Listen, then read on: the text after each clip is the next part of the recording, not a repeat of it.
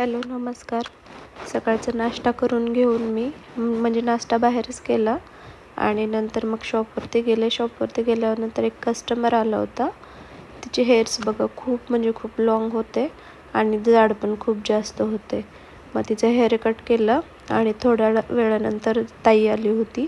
तिच्या नंदाची एंगेजमेंट आहे, तर त्या एंगेजमेंटच्या ब्राईडला साडी वगैरे कशी घ्यायची, कशी घालायची वगैरे ती ट्रायल दाखवत होते मी. मग वर्षाला म्हणलं साडी वगैरे ड्रेप कर आणि मग मी ओढणी ड्रेप करून दाखवले तिला. ओढणी ड्रेप केल्यानंतर मग आम्ही जेवायला बसलो. तर मग मी जेवणामध्ये चपाती, फुलगोबीची भाजी, वरण, भात आणि शेंगा उकडून आणल्या होत्या. कशाच्या म्हणतात, शेवग्याच्या शेंगा उकडून आणल्या होत्या. मग गिरीश आणि मी मस्त बसून जेवण वगैरे केलं आणि नंतर सियाची बडबड चालू होती. ती म्हणजे तिला शॉपवरती आल्यास खूप छान वाटतं. मग ती काही ना काही वस्तू काढ, खेळ वगैरे असं करत बसते.